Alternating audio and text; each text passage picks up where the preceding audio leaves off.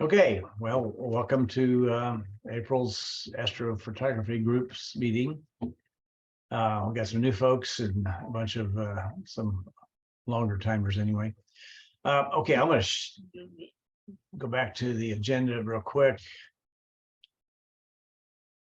Tonight's agenda is Freddie's. There was a request last meeting from Steve or somebody, I forget, said that'd be really cool since we got kind of a lot of conversation about solar eclipses to make a presentation on how do you take images of the sun. So he's got a presentation that I've had the opportunity to go through. It's really cool. So we'll do that for the first however long it takes with question and answers. And then we're going to move into a conversation on Nina, since myself and a number of other folks are starting to use it, and maybe some other folks can get interested in finding in my opinion, an all-inclusive software that can control and your mount and your equipment and take images, and it's really an all-inclusive program. So at the end of our conversations, we'll talk about next meetings, and we got some topics that I just keep track of that people have had interest in. So having said that, there is one thing that does everybody remember, particularly I'm looking at Brent, we have on our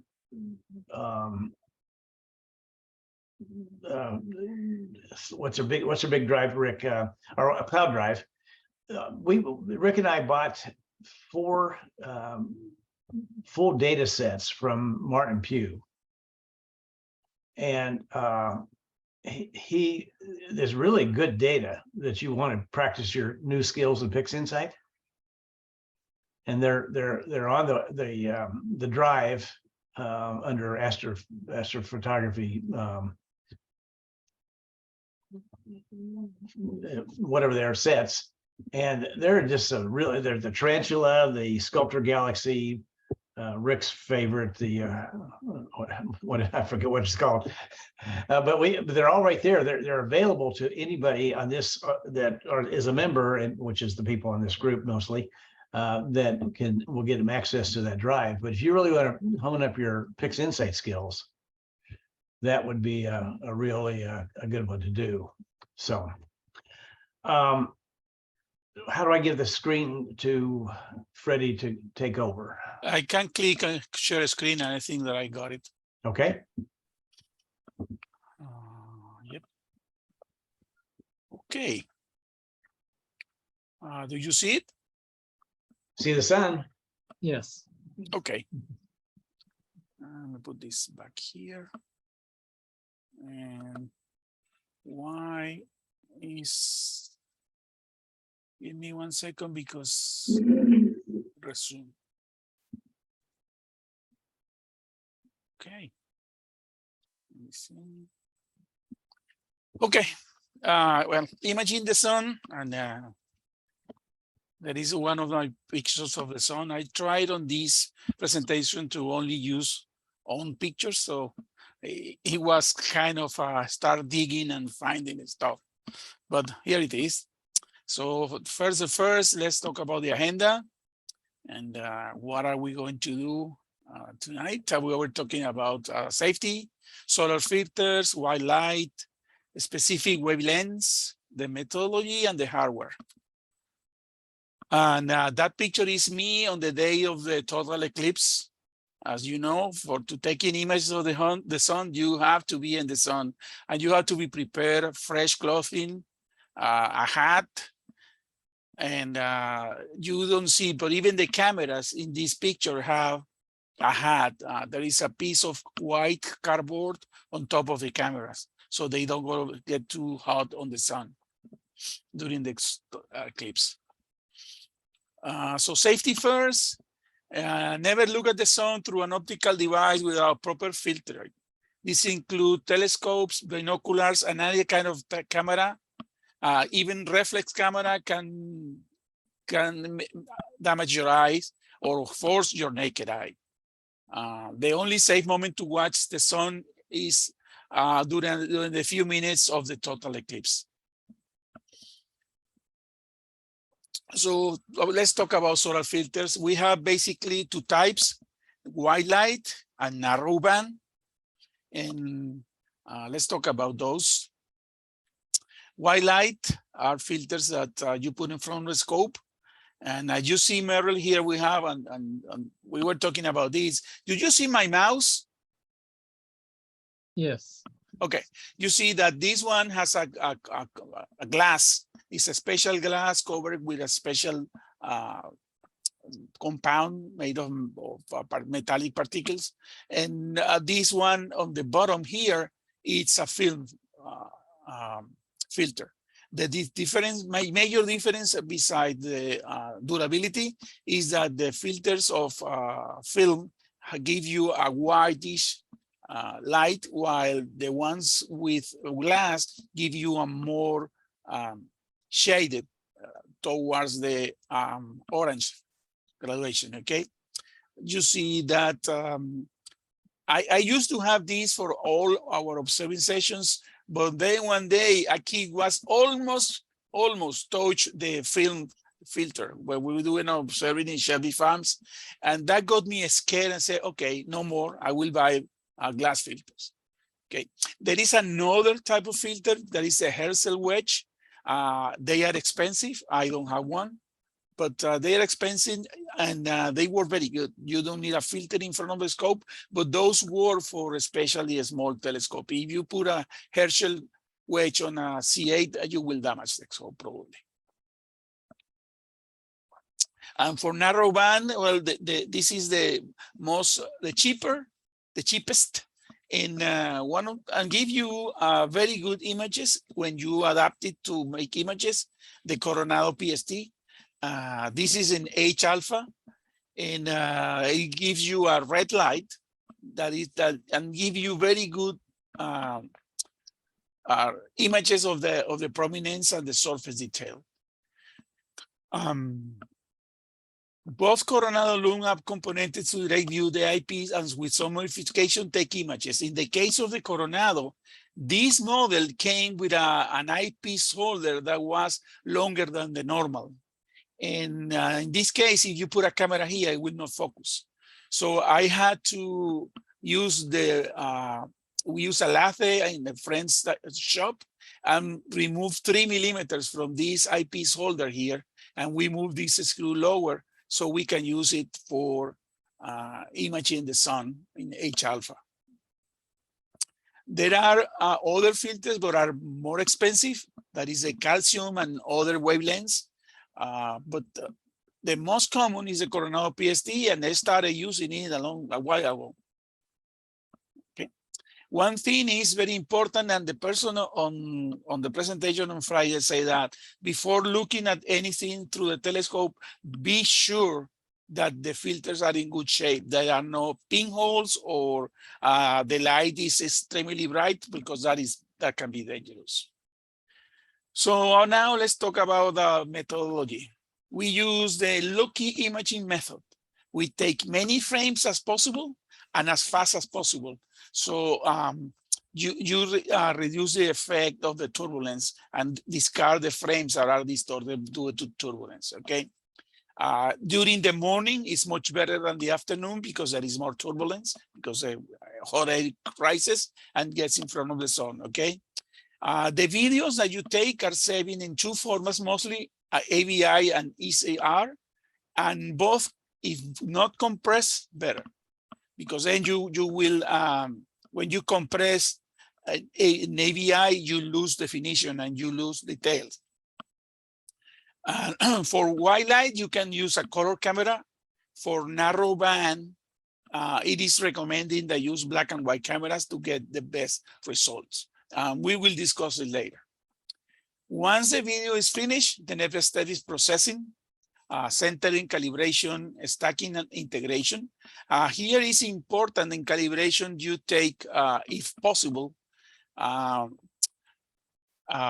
frames, because there are some artifacts generated during the capture that can be eliminated with calibration of flat frame. However, for H alpha is really, really hard, because anything that you put in front of the scope to make the light go, disperse the light, will reduce the effectiveness of the light, and then it's too dark to take an image of it. So you can use a calibration, but in H-alpha it has its problems. Once the image is produced, you process it and do you sharpening levels and colorization for black and white images. And I will show you that in a few minutes. So lucky imaging. This is what you get on the camera. For this one, I had the video, but I couldn't integrate to the presentation. So I'm gonna just show you a frame. There was a video, and normally I call the video with the date and another information that can help. Okay, the video is 1 gig in size, and the frame rate is 13 frames per second. This is normally, this was taken with a CW, a small camera, the same camera that is used for guiding. However, this camera has an effect that you will see later. And this was taken with the Lund IS-50 H-alpha scope. So you have a video of the surface of the sun, and then you will process it, okay? It's black and white. When you say look at imaging, sometimes you are not so lucky. If you detail this image, you will see some strips like either they were parallel to each other. I don't know if you see it on the presentation. Do you? I can barely see some of that. Yeah. Yes. Okay, Yeah, I well, can see it pretty clearly. yes. Okay. Those are called Newtonian rings, and that is produced due to interference between the light that is coming from the scope and the light that is bouncing from the CCD of the camera back to your visual back or your ER filter. Okay. So there are two ways of eliminating it. First one is trying to do a flat frame of the sun completely out of focus. So you just have the pattern, and then you can flat frame it and use it to reduce the rings. Or as you can see in the picture on the side, you can use an adapter, and it's this piece of metal here that has two plates. And you have some screws that allow you to change the angle of the camera. What it does is makes the light that is reflected from the CCD in a different angle. It's not parallel to the light that is coming from the scope. That doesn't affect the focus, but eliminates the Newtonian rings. As I tell you, calibration flat frames are very hard to obtain. I have tried, but so far have not been able to find a method that allows you to keep the same amount of light and focus the sun completely, so you can use as a flat frame. Okay, why do we use monochrome video in H-alpha? This image was one of my first images taken with a DSLR, and you see it's red, fine, it looks beautiful, but it doesn't make real justice to what you can see through an H-alpha telescope. No? You see H-alpha is this line here on the spectrum, just a tiny side of the spectrum. If you use a color camera, you will have a pattern like this in your camera on the CCD, where you have a pixel that receives blue light, a pixel that receives green light, then another pixel that receives on the bottom green light, and then one red pixel here. So you have only a 25% of the pixels that will be able to capture the image.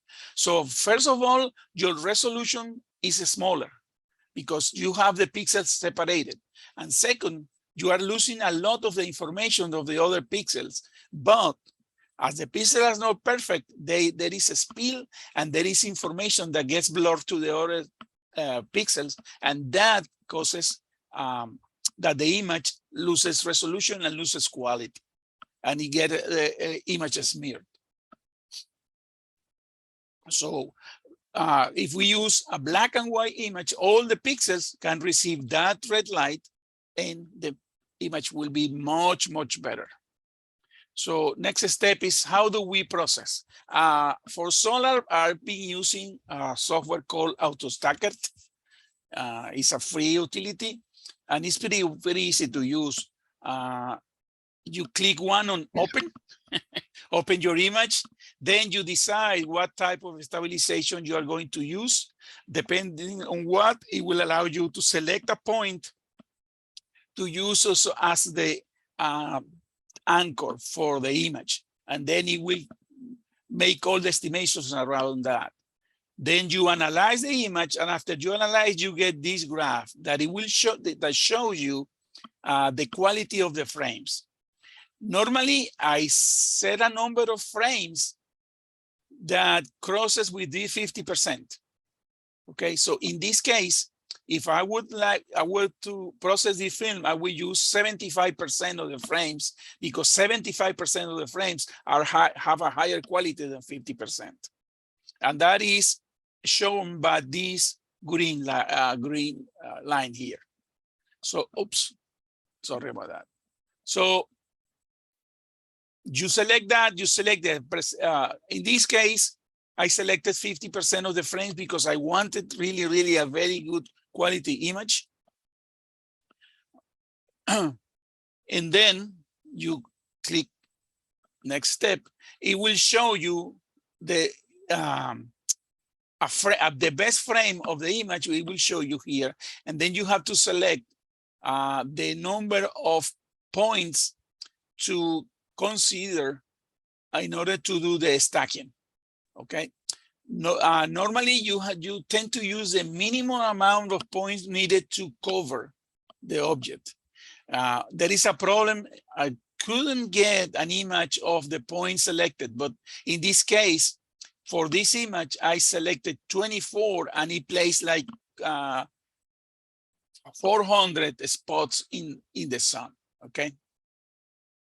Once this is done, you come back to the other screen and click. Once you select them, this stack button gets enabled and it will start stacking.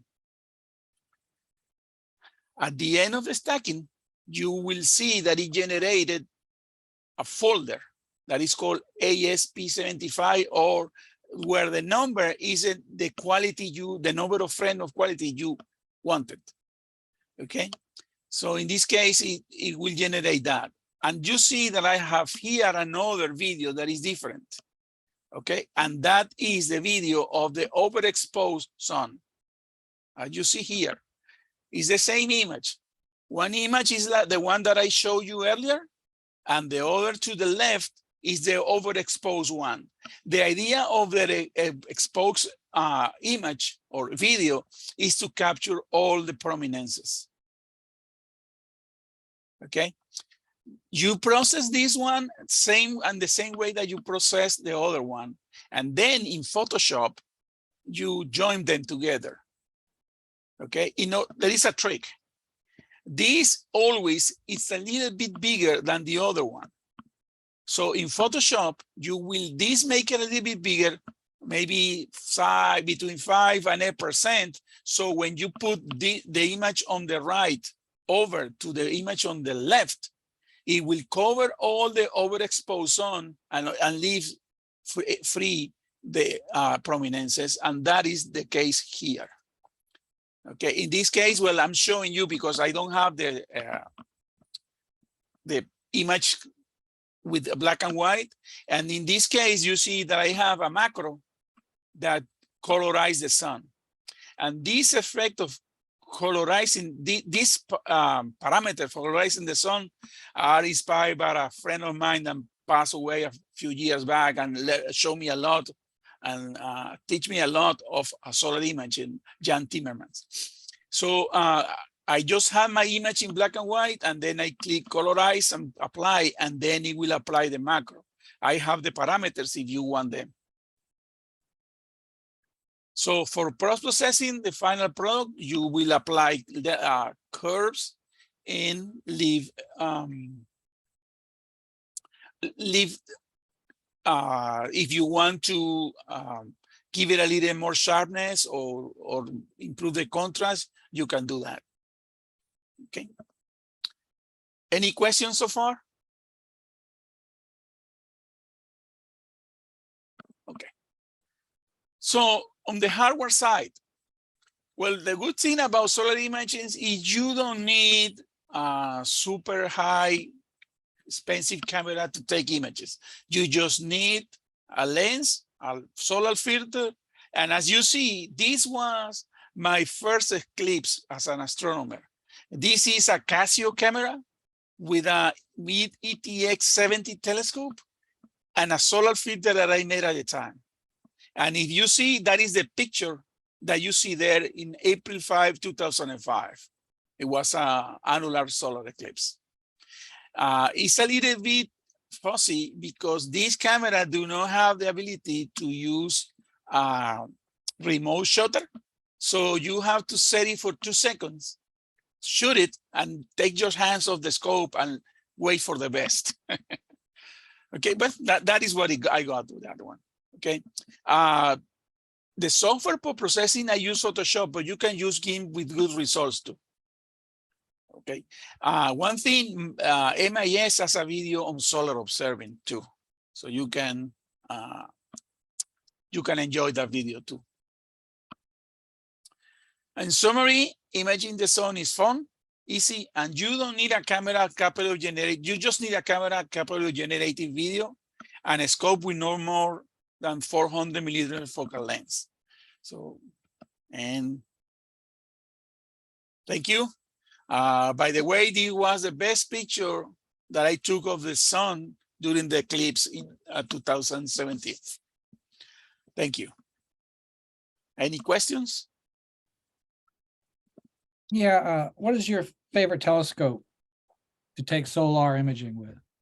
I have 2 scopes that I use the most. I have a William Optics Zenistar 66. That is the black one that I have on the image there on the first picture. And I have now a Lund H alpha, 50 millimeters. Okay. Yeah. So what is GIMP? I've not heard of that before. GIMP is a software, a free software that has all the functions that Photoshop has. Okay. But free. But The menus are named different, but it can do exactly the same thing you can do in Photoshop, you can do in GIMP. Interesting. The only problem, go ahead. Well, some of the Photoshop tools and plugins will work in GIMP as well. Yes. The only problem with GIMP is that it's 8-bit. At least until the last time I use it. I think that they were going to export it to 16-bit, but so far it's 8-bit only. So that it can improve your, reduce your quality. Sure. And Freddie, Go ahead, Alan. okay. Freddie, you had mentioned, I guess it was the last program that you had used a program to capture images during an eclipse called DSLR controller. Oh, yes. Yes. Does that let you set exposure times? Like you can have 7 or 8 exposure times and it keeps looping through the program to do those exposures? Yes. DSLR controller works on any Android tablet. I'm not sure if there is an iPhone or iPad version, and it only works with Canon cameras. Okay. Okay. At the time of the eclipse, Steve Ermert, he went with me, and he has an Nikon camera. And what he did is he used Amazon purchase a small system that goes on top of the flash, and they have a cable to shoot the camera, so you can program there. Okay. Like an intervalometer type? Yes, an intervalometer, yes. Yeah. But if you have an ASI, you can use ASI without problem. Okay. So, hydrogen alpha, I really want to get into that. And I was thinking about having one for the annular eclipse. And I think you mentioned that there might not be enough light for that. Yes, because the hydrogen alpha has the same restrictions as any other telescope. So when you cannot remove the filter. Okay, Well, so when there is low light, you won't see anything. I don't know if you will even be able to see the ring. I don't think so, but really? we can try. Okay. Same thing for the total eclipse. Well, for the total eclipse, right? Yeah, you don't need that. As a matter of fact, for the total eclipse, I took some pictures. One of the pictures that I have, you can see the prominence in red during the totality. Yeah, one of mine in totality as well. Yes. I was using my So Sony. that tells you that the light is really low Right. during totality, and the ring is, you know, is much more light than the totality. But that picture I took during the totality of the annular eclipse, that was 2 seconds. Okay. Okay. But So- that was with the solar filter. With solar filter, yes. Right. Yes, but you cannot take out the solar filter during the annular Right. eclipse. Right. It's It was just too much bright. light. Right. So Freddie, you were talking about video but with video, your exposures are very short. So, Yes. so it's not a very good method when you're heading toward the total, is it? Yes, well, you don't, for an eclipse, you don't image the same way. Precisely because of that, you don't have enough time and enough light to use short exposures. You use, for the pictures I took from the eclipse, they were 1/25 of an inch of a second. Okay. And oops, there's a message here from VPN. Well, that worked. I'm looking at that photo now, aren't I? Which one? Your thank you. That one is a combination of 6 different exposure times. Oh, okay. Okay, and then an HDR processing in Photoshop. Mm-hmm.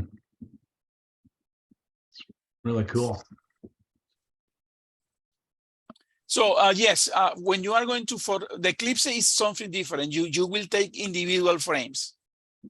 But if you want details on the surface of the sun with H alpha or white light, you will need a video because you don't, with one picture, you don't have enough quality.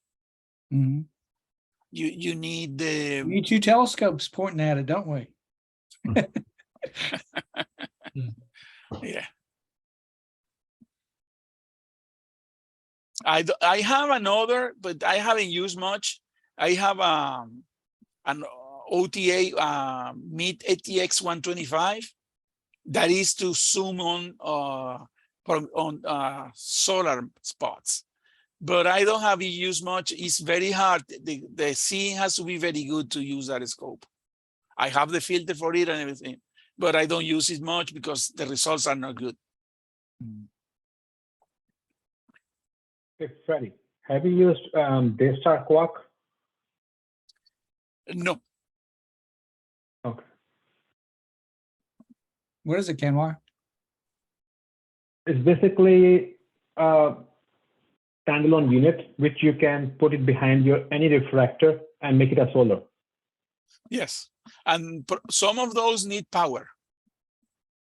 Yeah, they need power. Some of those need one I power used to use because they power. have to cool the filter and maintain a temperature. Yes. What are they called, Kenwar? It's Daystar Quark from a company Daystar, DAYSTAR Quark. They produce solar QUARK. filters too. Yes. Yeah. They produce solar filters, It's and like- that is one of their top of the line products. Top of the line, yeah. It's $12.99. And the problem with that one is I tried it once, and you need a telescope with a lower focal length. I use it I think this was EvoStar 600 or 500 something. I think you need less than that because it's highly zoomed. Yes. I think it's 4x zoomed by default. Yes. Yeah. I know somebody that has it, but he doesn't use it because it's too cumbersome.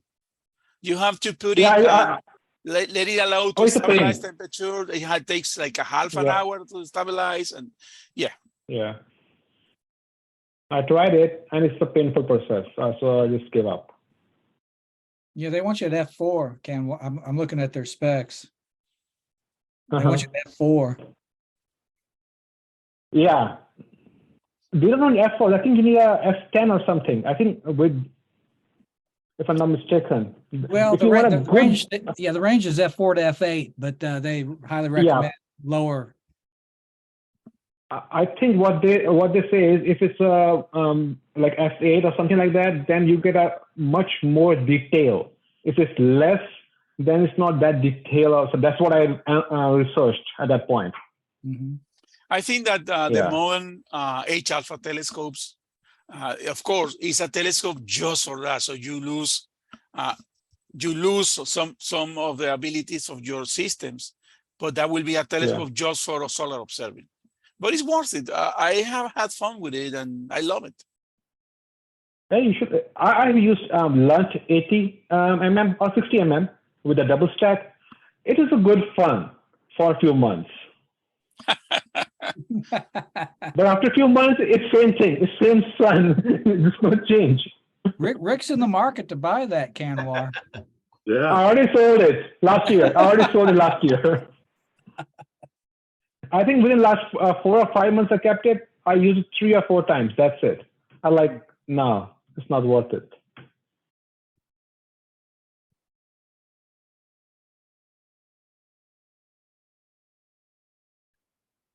Hey, I'm gonna stop sharing. Okay. Oh, that was great. one thing. Let me share one more thing that that I talk about lucky imaging. That is sometimes it's not lucky, but this time I got lucky. This was Keith crossing in front of my house the other day. Look, I was taking my images and then suddenly. All right. Nice. That was Keith Horde. That was Keith Horde Yes. flying through there. Well, that was in 2006. I don't know if he was that type of plane was in Oh FedEx yeah, at the he time. was flying that in 2006. He's on, so he maybe answers. That was a long time ago. I don't remember. Freddie, can I share my 2017 solar eclipse image? Sure, go ahead. That is single frame, one shot, not processed. Ooh. That is the raw image. Wow. Nice. Very nice. I took that with my Canon, my Sony A7 DSLR, and what did I have? I had a 5-inch Maksutov, short compound lens.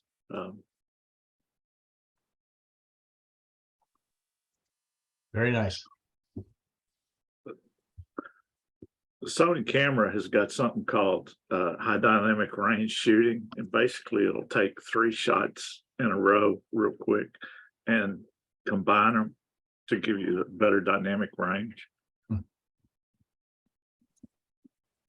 anyway,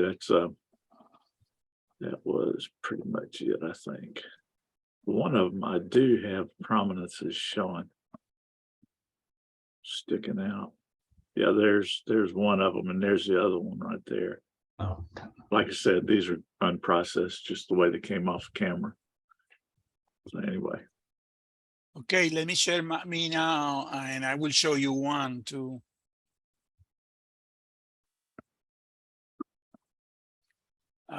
This was taken during totality, and you see there are some. Oh, sorry. Okay. Yeah, there you go. Yes. Cool. Okay. Okay. Well, very good, Freddie. Yes, thanks, Freddie. Thank you. Thank you. Thank you, Freddie. That's very nice. Well, what we have next on the agenda was I've twisted Canwar's and Brent's arms to kind of start the conversation around Nina. And I think both of them are going to show what they got set up. And if we have time, I can cover what I've been learning as the processes goes. So Brent, you want to take off and show us what you got here and how you do it? So let me get my screen share going here. Before we get started, does everybody know what Nina is? I mean, we got some new folks. No, okay. Well, that's the all-inclusive, takes care of all your hardware and your processing, target choosing software that is free. That's what's the cool thing about it. So I guess, Brett, you're going to start off with how you choose your target and then, Is the equivalent of ASCOM trick Yes. on steroids. yeah, This replaces CCD ops for you, Merrill. Is that what that does?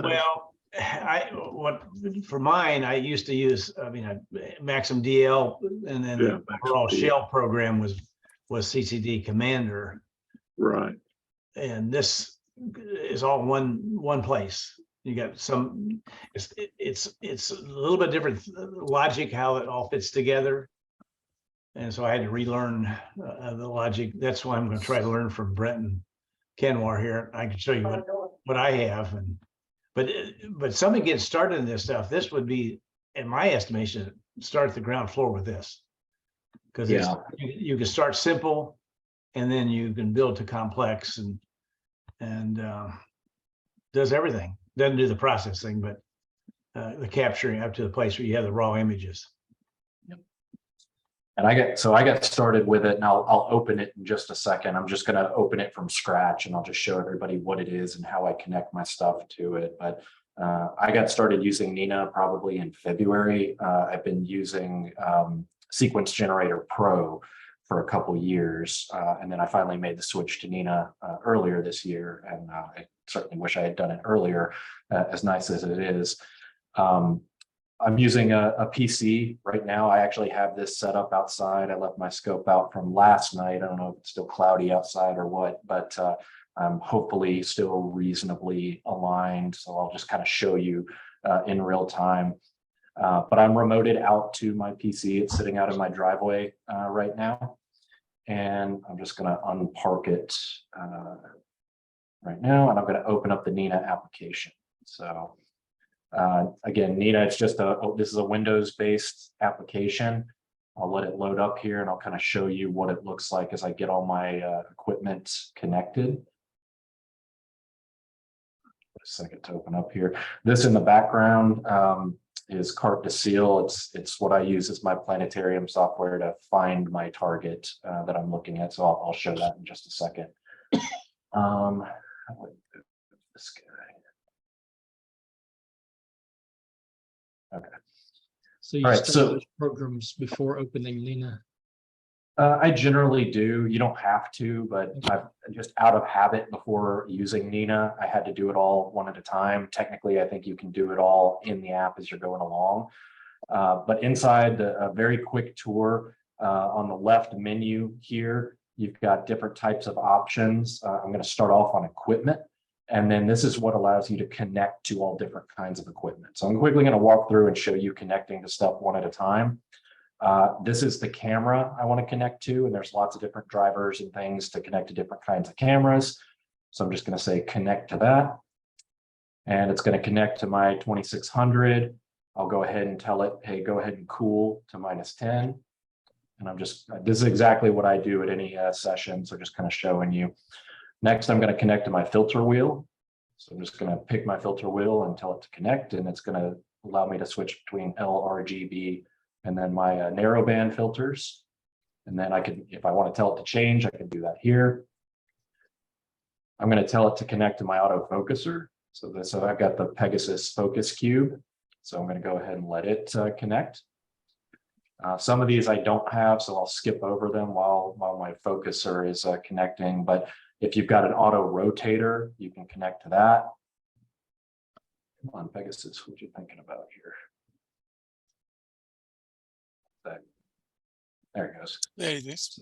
So it'll connect, and if I want to change my focus position, I can go ahead and move it, but I will do auto focusing in a bit. I'll tell it to connect to my telescope.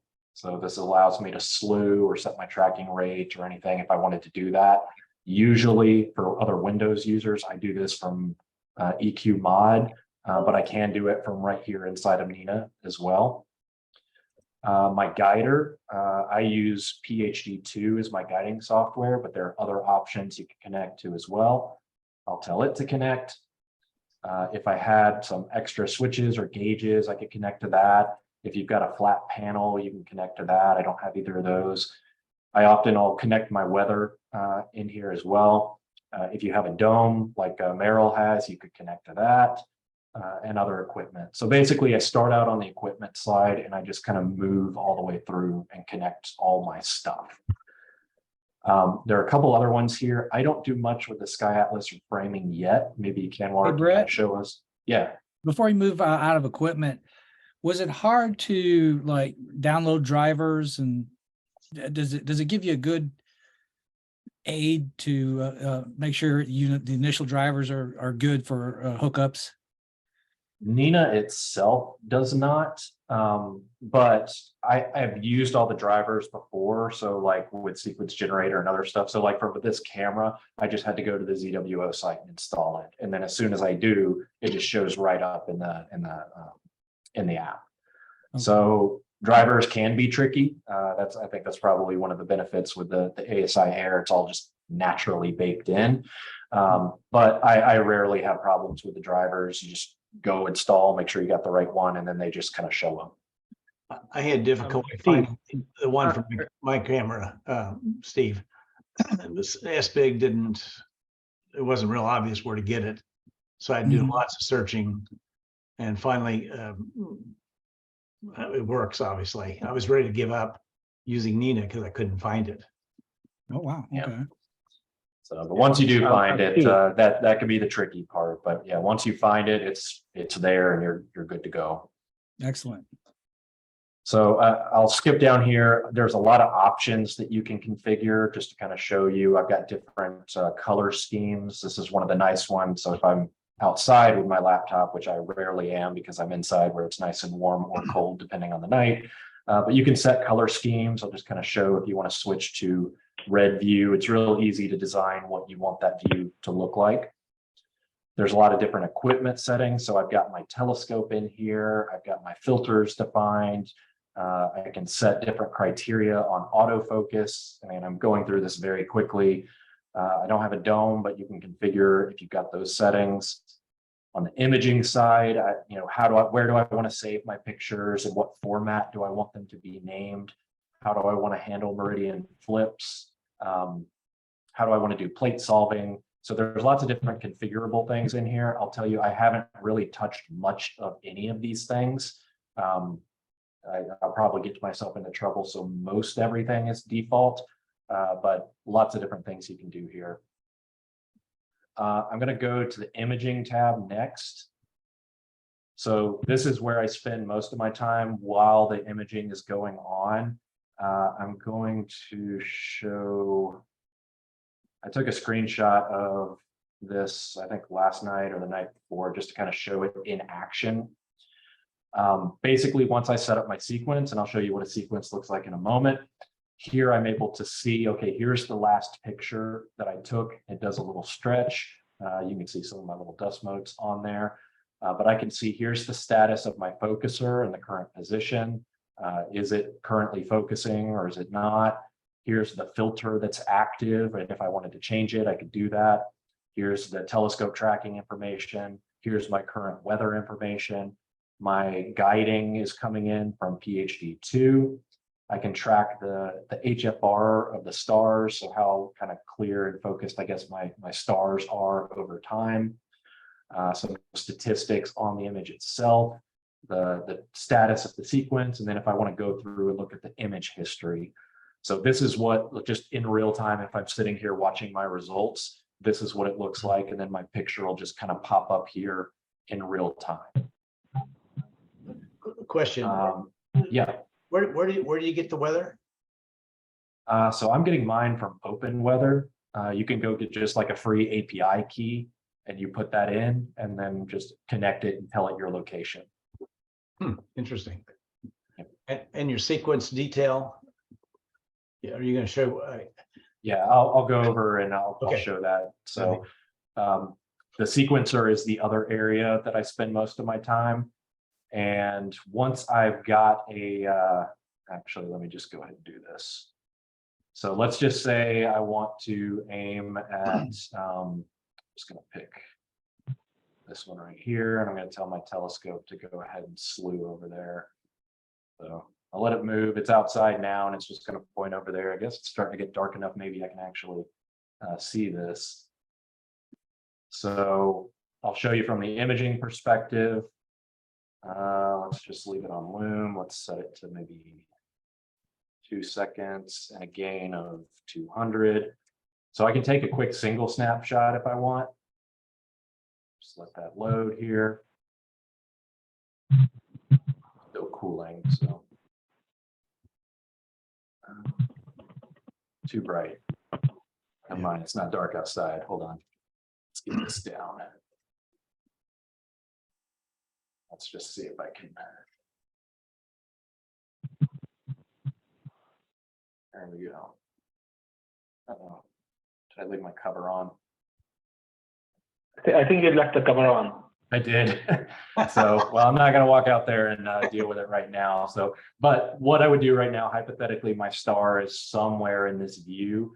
What I would do, or what I can do, is I can tell it to plate solve. If I hit this little button here, it's going to go and say, okay, am I actually looking at the star? And if not, I'm going to move it and get it right on track.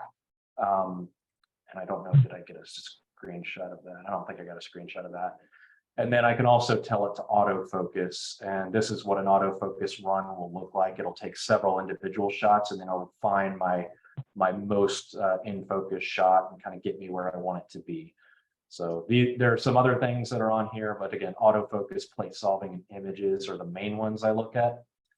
And the sequencer, I'll show you real quick. So I use something that's called the basic sequencer.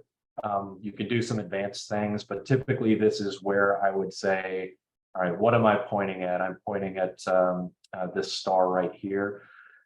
It's detecting, it's going to tell me, okay, here's when it's at its zenith. I can see here's astronomical dusk. So I can see really, around 2100 is really the ideal time to start imaging. And my dotted line tells me where I am right now.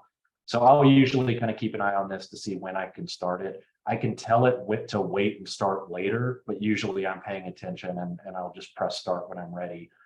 Here I'll come on and I'll do some things in autofocus. I'll typically say I want to autofocus when I start and every time I do a filter change. I can also set when the HFR increases a certain amount, so 10%. So I'll typically do this. I'll tell it that I do want to do a meridian flip. So if I'm imaging all night and I want it to flip automatically, I can tell it to do that. If I wanted to, I can tell it to start by cooling my camera, which I already did, or unpark the mount, which I already did. And then sometimes if I'm doing this for all night, I'll tell it, just go ahead and park the mount once you're done. And then I can start building out my sequence. I'll just kind of show what I might typically do. So I like to switch between filters throughout the night. So what I'll typically do is start out with something like this. I'll say red, green, blue. I'll just kind of build out a sequence, and then maybe I'll get some luminance. I set up dithering. So I want to dither on every single frame. I can just turn that on. I'm taking lights. Let's just say I want to do 120 seconds each. I could have copied this, but just to kind of show what I'm doing here. And then what I'll typically do is a pattern like this. So maybe I'll do 5 red, 5 green, 5 blue, and then 10 luminance. And I can build out what I want my sequence to be. And then basically once I've built that out and once time is ready to go, what I'll typically do is just hit the start button, and this will start imaging throughout the night. So again, I may walk outside if maybe while Connor's talking or Merrill, and I can take my my cover off and actually show some more things. But I did take a couple screenshots throughout the night. All right, so here's an example of while I was running through my sequence, and I just, I've got my little pattern going, and I just pay attention throughout the night. It did an autofocus because the HFR crossed the threshold. So in the middle of my sequence, it's pausing, and then it's doing an autofocus. That's just an example of that. And then I've got a meridian flip image as well. I captured this while it was going on. So basically, once I cross my threshold, it'll go through and it'll pause my guiding. It'll go flip my scope. It'll do an autofocus, recenter, redo my guide star, restart the guider, settle, and then it'll just pick up and keep imaging again. So this is what it actually looks like while a meridian flip is occurring. So that's kind of a super fast whirlwind tour of what I do. Again, there's other things in here like the sky atlas and framing. This is useful for actually finding targets. Typically what I'll do is I'll come up with my idea in the middle of the day, and I'll use something like Stellarium and just come up with a plan. So I already know what I'm going to go to. But if I wanted to go find it in here, I could do that and tell it to go ahead and slew to that destination. So that's my whirlwind tour. I'll pause there. I'll answer any questions, or if Kenwa or Merrill, you want to jump in and kind of show some stuff on your own as well. Can I ask some questions? Oh, yeah, ask questions as well. How did you link your planetarium to the? So it's in the settings where, okay. So in the settings on, where am I? General? Is that what I clicked? No. Okay. Equipment. Yeah. There's a section for planetarium, Uh-huh. and here you can pick. I don't know if you can see that. Card to seal is what I use. I've used Stellarium sometimes, but you can pick here, and then basically I've got this connected in for my telescope, so it basically can talk back and forth between the app, and it says, okay, I know I'm pointing at this star because I told Nina that my planetarium was card to seal. And what's the advantage? I mean, I typically go to Telescopius, pick the target, and then plan from the night for that. What's the advantage of doing what you just did? Probably none at all, other than this is how I've done it for years, and I'm not comfortable enough to start using the Sky Atlas stuff. I know Kenwar, I think you use this pretty exclusively, if I'm not mistaken. But it's just easy for me. I'm used to it. I can pull it up, and usually I just know, hey, I'm going after NGC 4395, which is what I was doing the past few nights. I'll hit it, right click, slew, and then I know I'm there. And then I can tell it to just autofocus. So eventually I plan to stop using it. I just haven't gotten that comfortable. Gotcha. I probably won't start then. May I ask one more? You've got 10% on your focus HFR. How long did that take? I mean, do you get to the place where but better question, how often does it refocus? I haven't been doing this very often, but I've started doing this because I've done longer runs where I might do like 10 of each color and then maybe 80 luminance. So typically I might see this run every 15 to 20 frames, maybe, depending on how long I'm imaging. Okay, so 20. I think it depends on the sky condition. Yeah. Conditions. If the same conditions, yeah. Temperature outside, yeah. Mm-hmm. Okay. That's helpful. Yeah, usually I don't usually do this, because usually what I'll do is short patterns, because I usually don't get too long on a single night on a single filter. A lot of people might do that, but I just kind of cycle through to make sure I've got enough to do early processing, even if I don't have enough data. So I'll usually at least tell it to change up to do it on every filter, and I'll loop between maybe 5 and 10 images. So I don't usually use this too often unless I'm doing a long run of a single filter. And I think Kenwar, I think you told me about this, so I only started doing this recently. Yeah, I think this one, after HFR increase, it's really helpful till 11 o'clock. When after 11 or something, everything settles, the seeing conditions. Then after the night, what I have seen, mine remains stable till morning. Got a question. What is HFR? Half flux radius.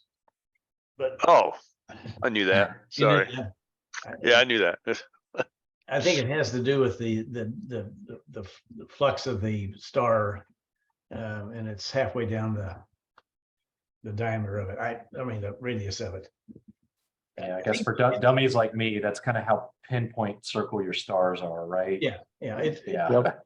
it's a So common, that How- so How precise your stars are, how donut stars are, like.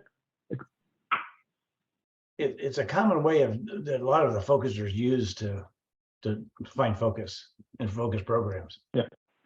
okay, so it's saying that changes through the night, I guess, as your target gets higher and lower. Your H And that's the- what changes and the your FR. temperature. Your Your temperature can change your, I guess, your equipment and. it expands or contracts. Okay, so it's looking at the stars through your guide scope, and as they change through the night, it decides you need to Not the guide scope, the main scope, Main the image that you scope. took. So each image, this is a good example. You can kind of see what's happening throughout the night. And I don't necessarily know where I was in my sequence, but each image represents a vertical line here, and it's measuring how many stars it can see, and then also what it's doing a calculation of that HFR. So I can see maybe I started moving up at this point. I did an autofocus at this point, and then my HFR got a lot clearer.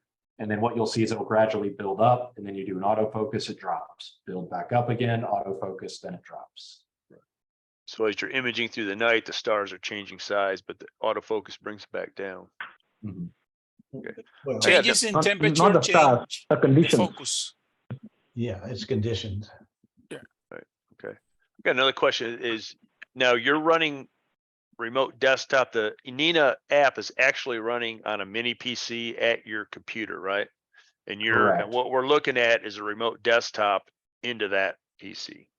Correct. Yeah, I'm in my office where it's nice and cool, because I guess it was hot outside today, right? So, Correct. but yeah, I've got it connected. It's hitting my Wi-Fi outside, and I'm just using remote desktop here to connect right into it.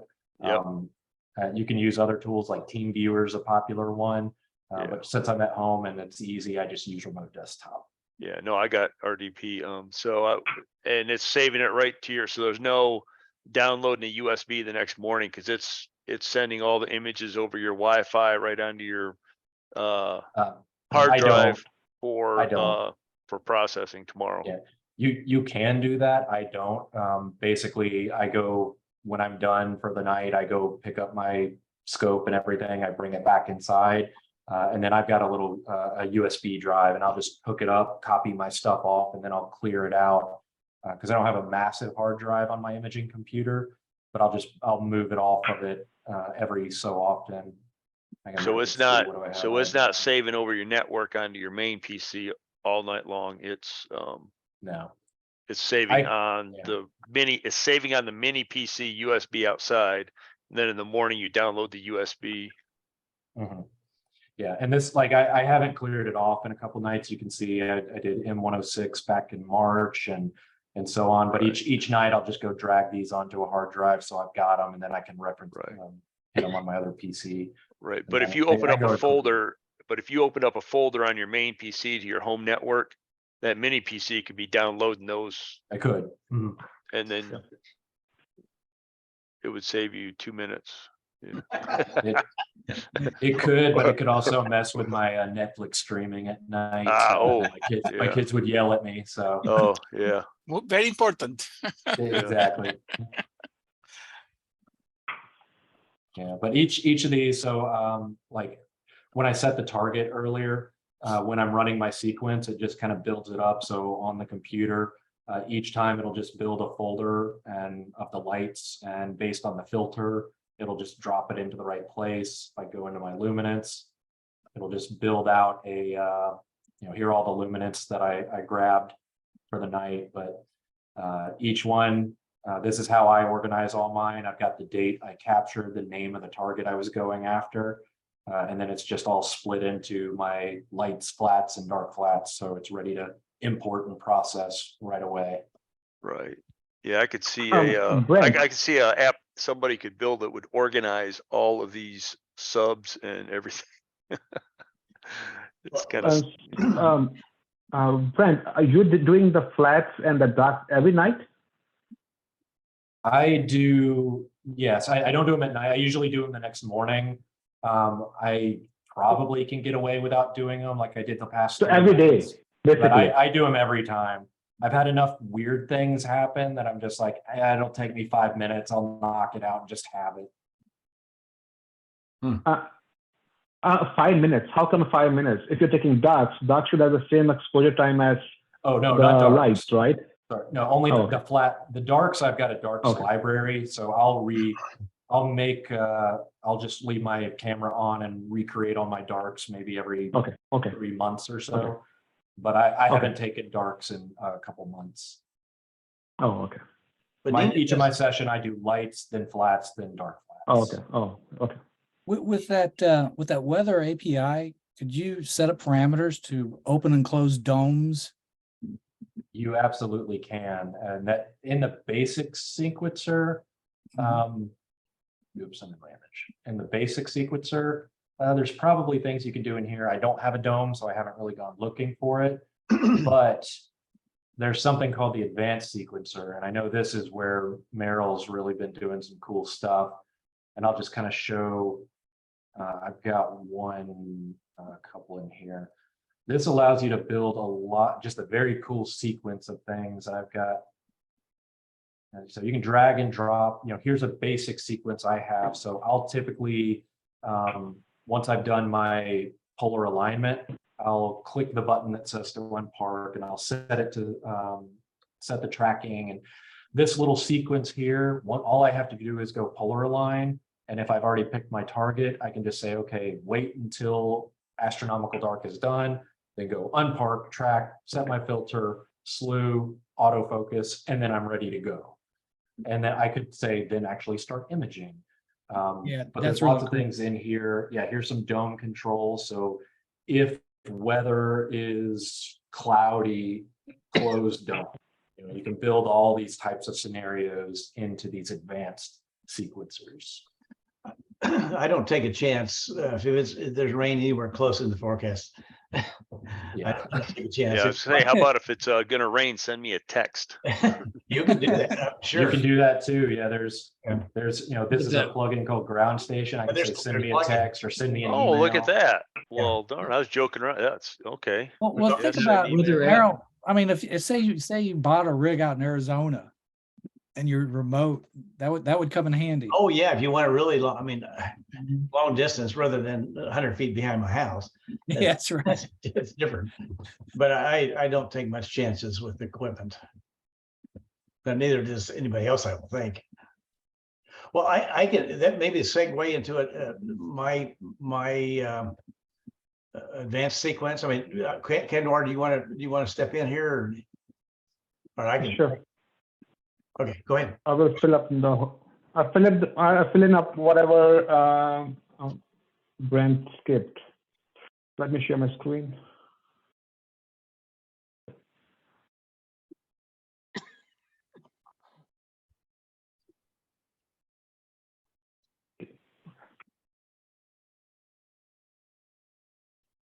You know, if you can set like altitude limits on the scope where it won't go past, because right now I've got Yes, you can. Yes. Yes, you can. so it'll never go past a certain limit. 'Cause I got a new scope Yeah. got from Brent. I can hit the tripod with the camera, certain settings. Those are called as horizon limits. You can set it up like above 30 degree or 40 degree. It's not going to go down, depending on the scope and the software. Right. So in Nina, I can set up, don't ever go above Not Nina. 85 degrees. In Nina, there is something called as horizons too.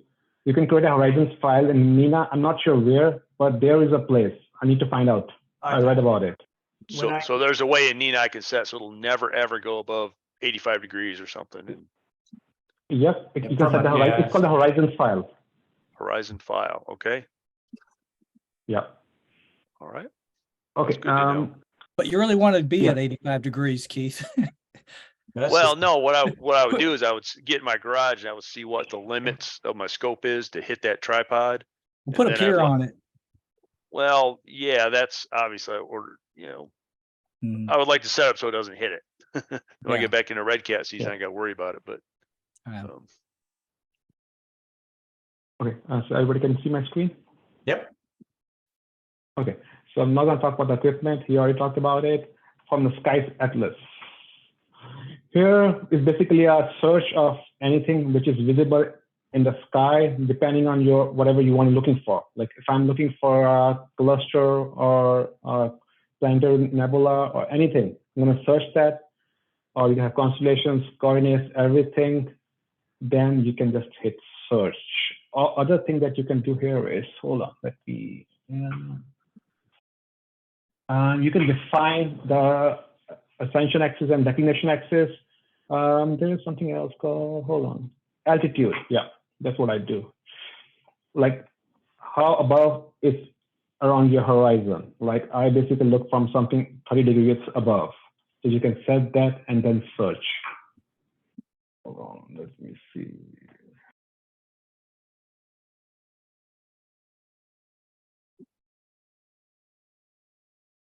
Okay. So it tells you where you are and how high the target is gonna be. If you like something, you can add to the sequence directly what Ben showed, or you can add to the framing or sleeve directly. What is framing next? I will add this part to the framing. So this is the framing screen. What this is used to is basically if you are doing any target for the first time, you can frame the target for your camera. Like your camera have a specific dimensions, right? You want to see how the target looks within your dimension, within your camera. What I think you do with the other website. I'll forget the name of that.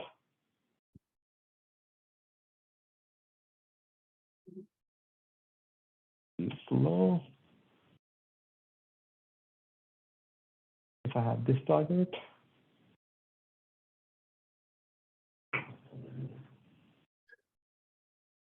Sorry, my PC is acting weird now.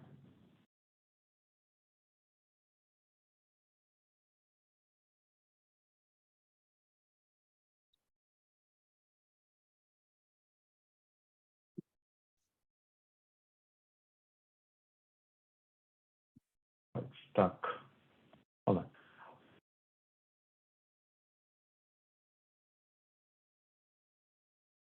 on. Mine is stuck. Sorry, guys. This screen. Still searching, looks like. Yeah, but it's not yet allowing me to cancel it. Okay, let me go to the other screen for till then. Let it do. The other is a flat wizard. This screen is basically used to take the flats, which are more dreaded by everyone. Yep. This makes, yeah. I have a presentation for this one, which is a quick one. Let me show you that. Hold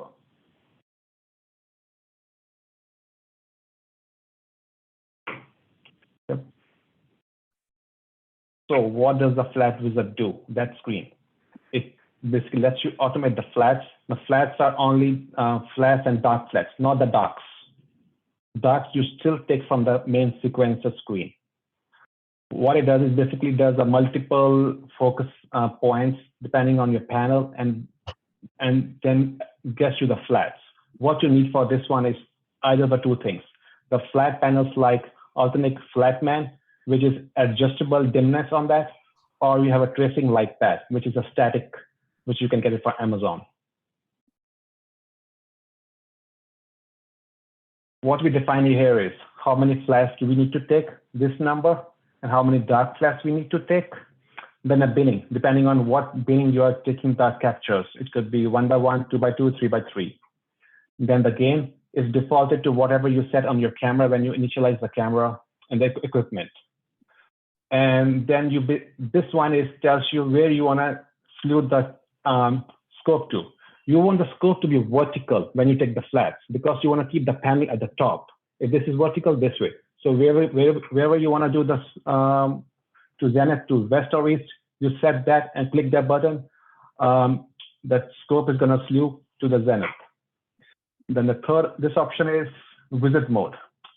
This one has three values, which is dynamic exposure. This will be used if you're using a fixed panel, which is a tracing pad, which in the dimness cannot be changed. The other is a dynamic brightness, which will be used if you are taking any flat panels where the dimness can be attached. The flat panels can be attached in equipment, and it uses the ASCOM to attach to the Nina. Then sky flat is basically you point to the sky during dusk and dawn and then take the flats. The main settings to take the flats.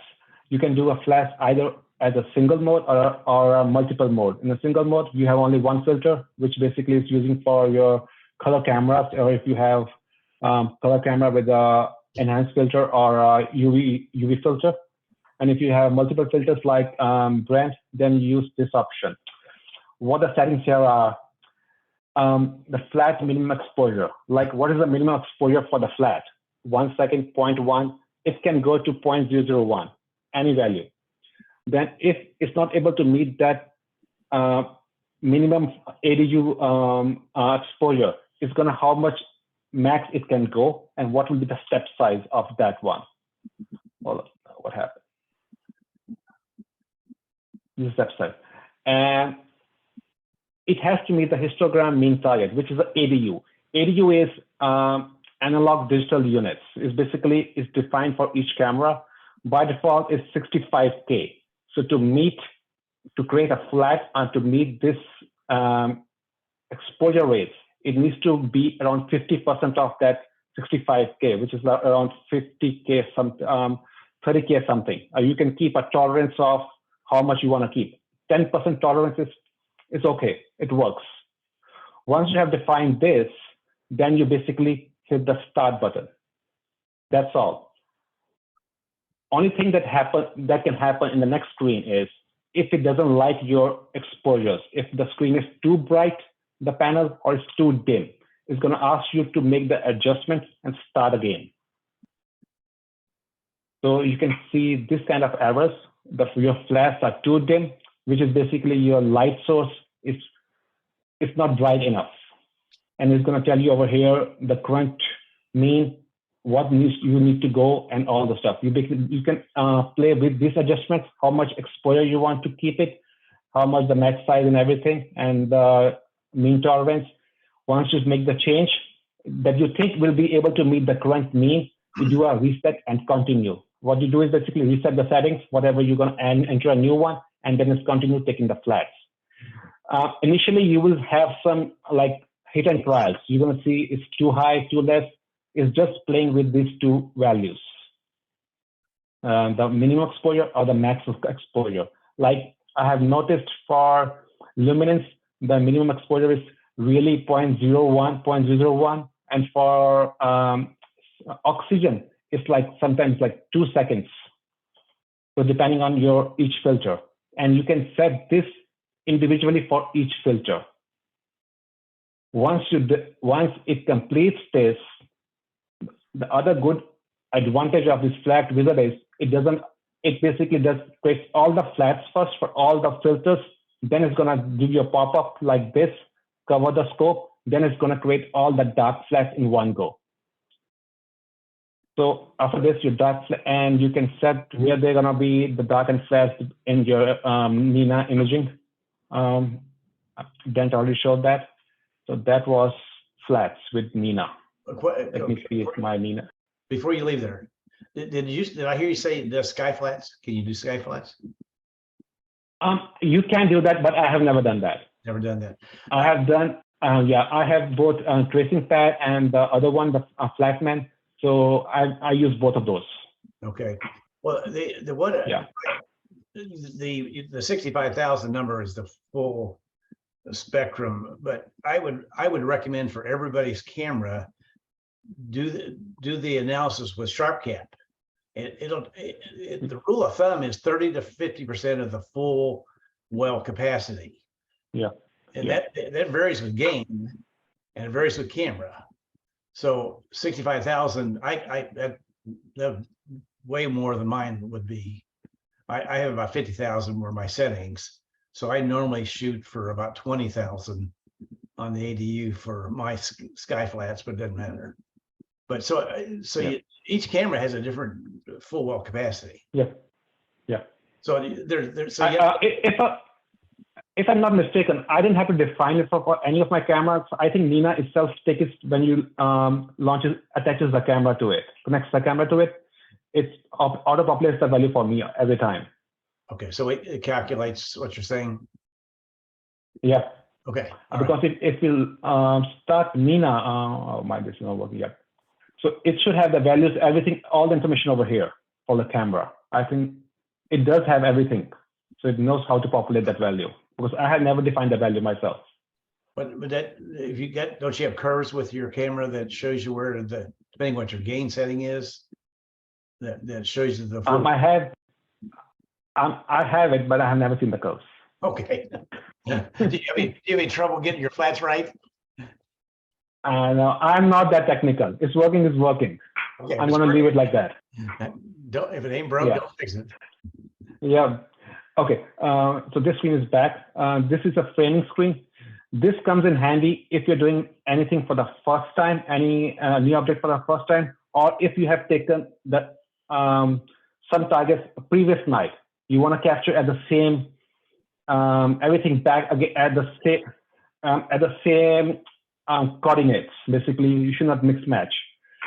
Only thing that requires this one is you should not have changed your image train. Your image train should have been same like last night if you're doing it. What you do here is under the image sources, you select a file, then you load a file, basically open up any of the existing old files that you had. Like I had this file, I'm going to open up.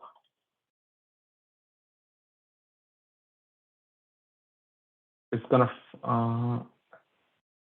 to give you this pop-up. Basically, it found the file, it found the coordinates, and it's going to do a plate solve of that one. It's going to tell you where the target is.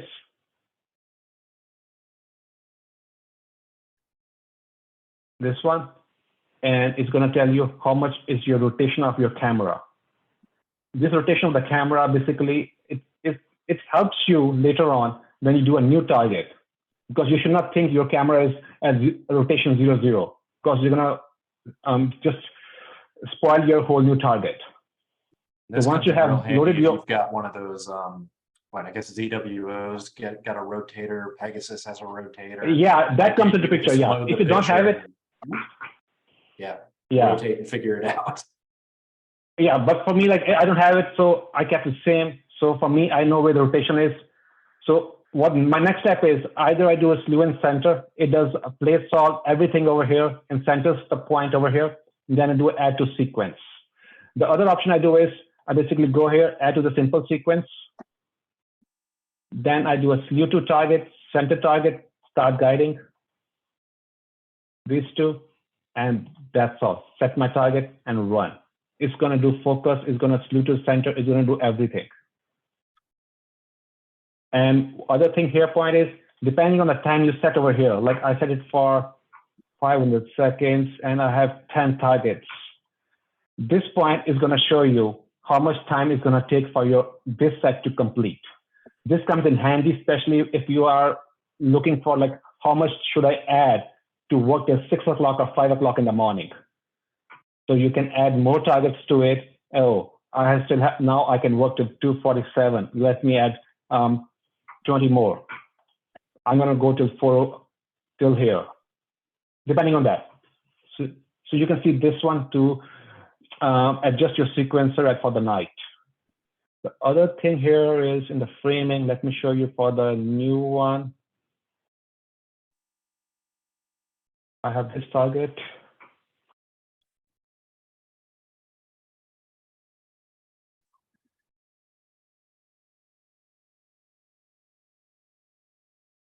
Hope it loads now. Okay, yeah, it loaded. So if you notice, if I do a new target, it's going to make my rotation as 0. I can adjust where I want my target to be. Basically, whatever thing you do in ASI Air is frame your target. Once you frame your target, the other good point here is you have seen from your previous snapshot, how much was the rotation. Is by default is showing 0, 0. If I do this way, it's not going to come out like this because I need to make it however my camera was before. It was around 90. It would be like this. So you will think it's a horizontal, but it's going to be vertical. So once you do this, you do add to sequence. It will be framed just like this. You can change this framing anywhere. Once you do a change, load the image. It's going to, okay. Something happening because I'm not sure what's happening with this one, because if you change it, it's going to load it back to that highlighted portion. So you can change your whatever you want to capture. Any questions here?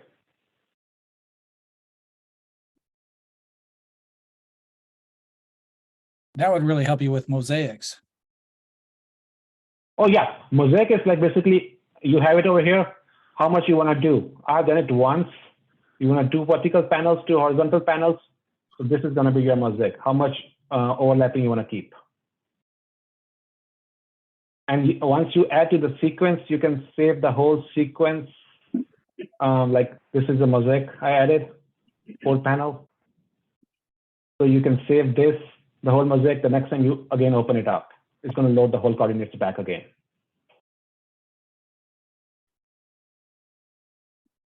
Any other questions?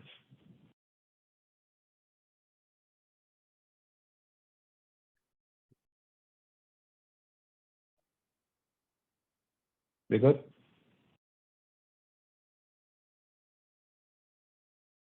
Okay. So before I give it control back to Meryl, here's my picture of the sun.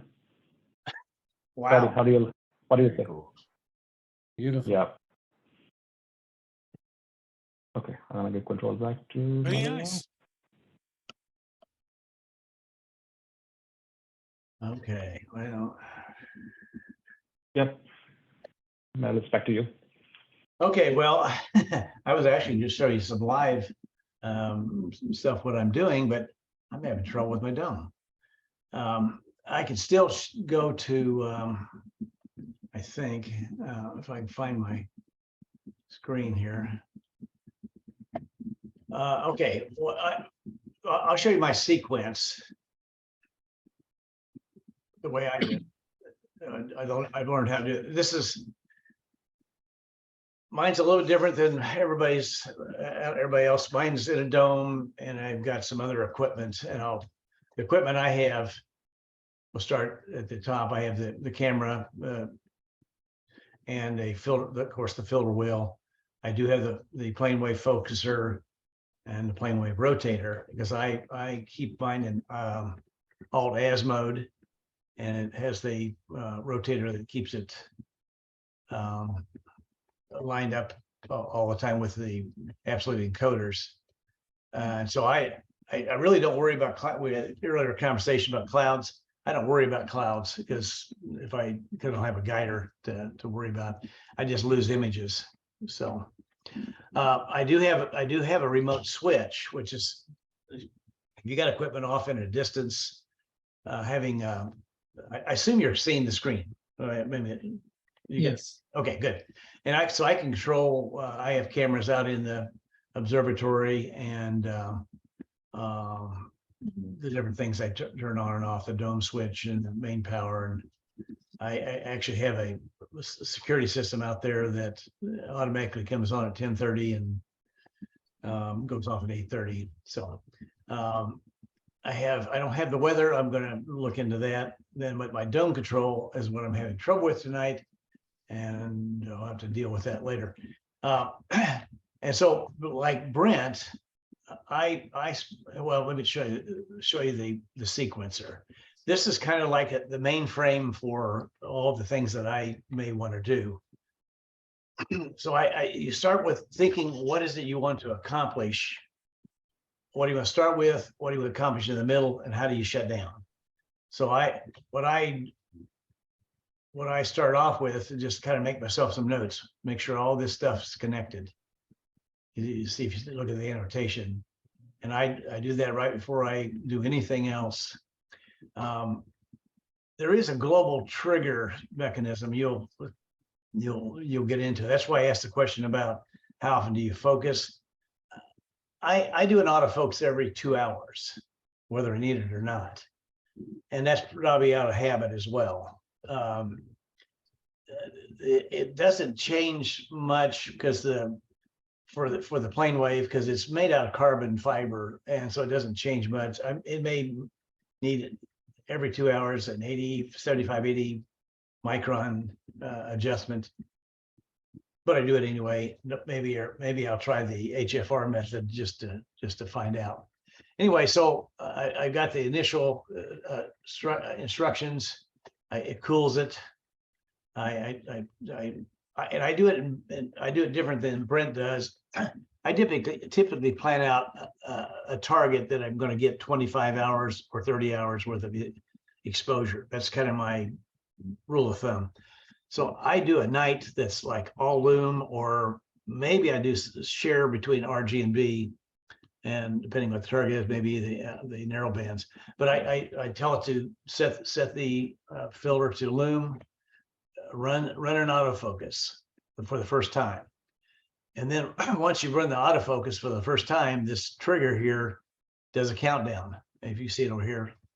So it just keeps track at the end of 2 hours, it stops the process and does an autofocus. So again, this is I chose the target similar to what Canmore did. Actually, what I do is I use Telescopius, input it into the Sky Atlas, and then create the target, which is over here, which I don't have any. But I put it into the actual image sequence, and this is the target I'm going after. I could, and I have done 2 targets, depending on when they rise and set. How do you, Merrill, how do you import the data from Telescopius into this particular? Well, by the NGC number. You just plug it in here. Because Telescopius exports XML files and things like that you can import. Yeah, it's NGC 3189. And what I just tell it to look for it, and of course it didn't find it. It does have a catalog that you put in. Check the spelling. You have 2 C's. Say it again now. You have 2 C's in NGCC when you typed. Yeah, that's why I didn't find it.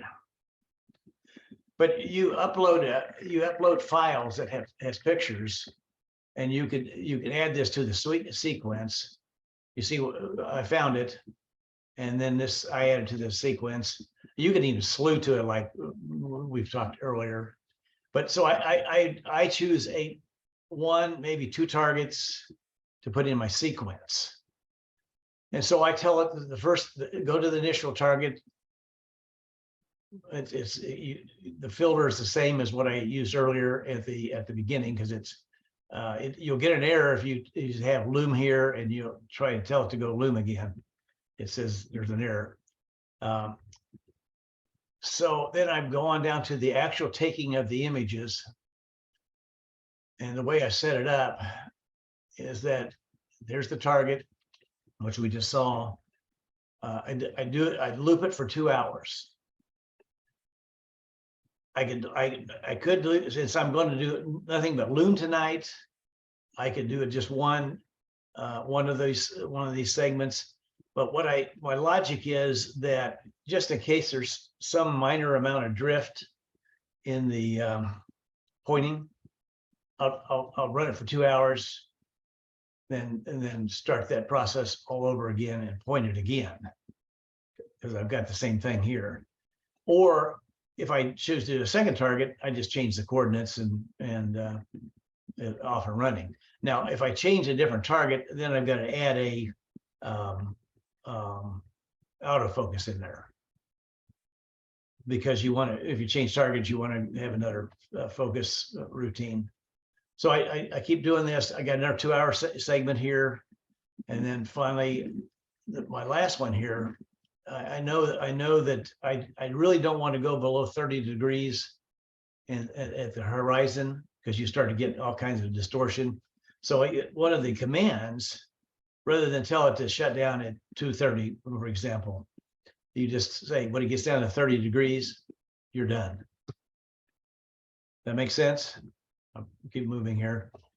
And then I actually had another, I mean, you can turn these things on and off, whether or not you use them, because I've got 4 or 5 different options here. So I keep adding targets and sequences, but you can turn it off and on right here, and it takes it out of the loop. So what I have now for tonight, 2 hours of 90-second images, 2 hours of 90-second images, another however long it takes to get down to 30 degrees above the horizon. And then it goes into the shutdowns, the in sequence. And what I tell it to park the dome, park the scope, close the dome, warm the camera. I wait for 5 minutes before let everything settle down. Then it very quickly, my switch that I had earlier showed you, it turns off all the power. And I mean, it disconnects the stuff first and then turns off all the power. So that's kind of my universal. So I've used so far, I've modified it 20 times since I started. As you find out better uses of tools, I've learned some more tonight, so I'm going to be modifying this. But it's a cool program. You just need to play with it. The screen I look at is this one here too. And I've got everything turned off, but oh no, I don't either. Let's see if I can take an image. I got a 1-second image. No, I'm not. It's not going to work because my dome's not set right. But anyway, that's the Nina as I've used it. So questions. I went through it pretty quick, but much of the very basics, Kenwar and Brent covered nicely. In that sequence you put together, it would apply to any target. You just change the Yes, you just change the target. You just change the target here. Yeah. You what I did, I looked it up in the atlas, saved it, and you just drag it. You save it into targets. And I thought I had some here already, but okay. Well, I must have deleted it. But you just take it from here and just drag it in. That's the neat thing about these commands, these instructions. If I want to turn a dew heater on, you just bring it in, and it goes in the sequence. And so on the startup sequence, turns the dew heater on. And so it's easy to change there are just so many of these different instructions you just drag in. Yeah. But I would just recommend what I did. In fact, I picked on Brent a lot on the early days. Is I said, okay, this is what I'm doing. What do you think? And lots of good suggestions. So I finally have, I think something that's usable that I've used the last several nights anyway. On mine, I have to because PlaneWave is proprietary technology. They don't let you have much don't let Nina have much of the software, but my target is right here. It's the 3195 or 3189. It's getting ready to get close to meridian. My tracking is 0.1, 0.04 arc seconds, which is not too bad. I have I mean, this says the mirrors have temperature control. So they're always above ambient, so dew can't form. anyway, all this has to be incorporated into Nina by the drivers. And that's what I had to do for them, get everything lined up, make sure it was pointed to the right place. But so I guess the message is that with Nina, you can almost do control anything, anytime, any place, anywhere. And it saves the files, like Britt said, that I think it saves that nice folders. It gives the date and then what it's lights or darks or whatever. And so far it's quite good. So, questions? I don't even know how to get back to where I was. Well, it's quite spectacular software. It is. I mean, for the new people learning it, I would highly recommend start that way. It's free. That helps. And it's free. Yeah, it's free. I mean, I learned on Maxim DL, and that's expensive software, but then we bought it years ago. But this is free, and Maxim doesn't quite do everything that Nina does. The other option is just buy everything in a red box with a CWO painted on the side of it. So yeah, that's their option. So okay, questions for any of the new folks? Well, let me some of you joined later. Mention that we do have the cloud drive, and some of you folks who really want to start playing around with PixInsight, or there are 4 really good data sets that are on the cloud drive. And if you're not signed up yet, let Rick know. He can get you signed up to the cloud drive. There you are. I'm trying to pull it up here. There you go. Do we just email you, Rick? Yeah, do that. I'll set you up with an account. You'll access it with their web browser, and the data sets are in a directory called Astrophoto data sets. Here they are unzipped, and here they are all zipped up for you already. Some of this, I forget exactly what's what, but in any case, they're zipped up here for download. There's some pretty big file sets, even zipped. So let me have the screen share. I took images off the internet to what they all are. This sculptor galaxy. Can you see this? Did I share it? No, not yet. There you go. That's the sculptor galaxy. Wow. And I think I have to. Okay, let me get to the next screen. This is my favorite. Tarantula. Wow. Which one? It's called the tarantula. Tarantula. Yeah. And I can't. Did it switch over to seeing the galaxy here? Yeah, we see the galaxy. Okay, and then the other one is that's on there is this one here. And then Rick bought his Omega Centauri. yeah, But I don't know what it's on the set. But these are some really good data. I mean, this was taken by Martin Pugh down in Australia. He sells the data sets. We bought them for our group a couple of years ago, and I just was on the cloud drive the other day. And I said, "Dang, we haven't tried that." And I know a lot of people are reprocessing images with their new PixInsight skills. And this would be some really challenging ones on a cloudy, rainy day. Hey, this is Jennifer. I'm really new to the group. Yep. And really new to astrophotography, as in I don't really have much equipment at all, and I haven't done any stacked image processing. So for PixInsight, do you have any recommendations on like a good tutorial that I could grab, or just sort of like go search the internet for for things and poke around. Keith, you're in your position a few months ago. What do you think? Is Keith still here? Oh, yeah. Wow, that's a big one because it's there's no easy way to get into PixInsight.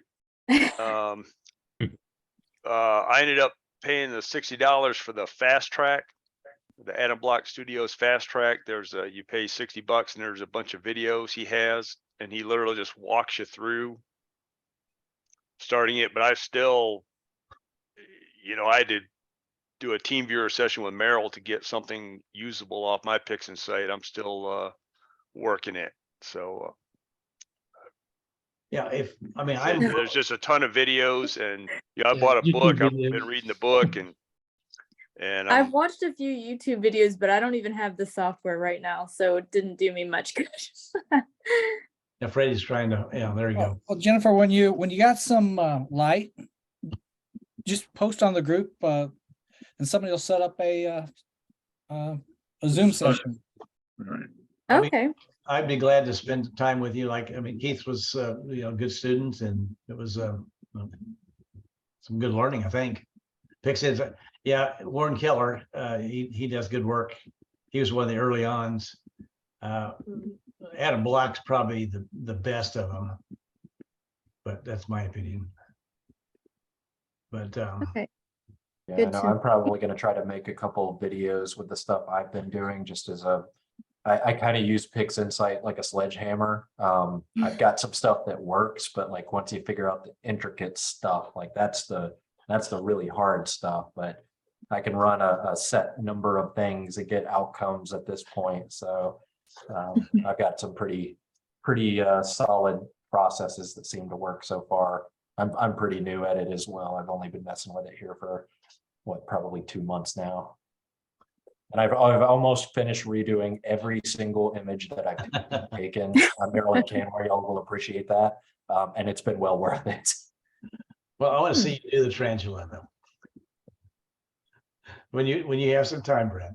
I will, I'm gonna make that note. That's and what the cool thing is 8 different filters. And it's RGB plus some neural bands that I've never heard of before.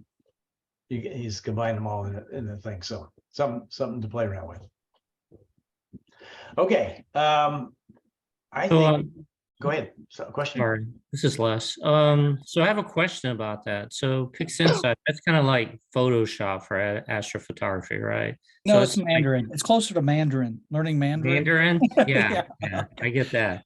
So it's like the top of the top, right? It's one of the best out there. It's getting easier every year. Like Russ, getting Russell, RC Astro, is that the website, Merrill? I think so. Yeah. He's got like 2 or 3 tools that wipes out the need to do about 6 that you did in PixInsight. And they have WBPP now, where you can just drag and drop and get your images ready for processing. So it's getting easier. It is compared to the old days. So what I was curious about is like some of these other packages, some of the other software tools that are out there, like Cyril and Deep Sky Stacker. How do you guys, because I haven't used any of those yet. So would you recommend just biting the bullet and paying the bucks for PixInsight and going with that, or maybe start with something a little that isn't like the kitchen sink? It's got everything in it to start out with. Well, Brent, you use Deep Sky Stacker, didn't you? I did. And I would recommend starting with that, like, unless you know that you're going all the way in on this thing and PixInsight's the way you want to go. I think starting with Deep Sky Stacker for stacking, again, it's free, it's easy, it's a good way to learn, and it'll make, once you get to the advanced stuff, a little bit better. And you may need to save your funds for other things, equipment or other things in the early days. So, but yeah, I'd recommend I started out with Deep Sky Stacker and Photoshop, which I had Photoshop for work and other stuff, so I could just use that and learn. And I used that for years. before I started doing PixInsight. Gotcha. Thanks. Okay, we're about ready to wrap up here. Let me go back to this sharing the screen again, if I can. Okay, you seeing the agenda? Yeah. No, No, no. no, yes. Okay, well, as we plan next month, tell me, you're the customers. What would you like to talk about?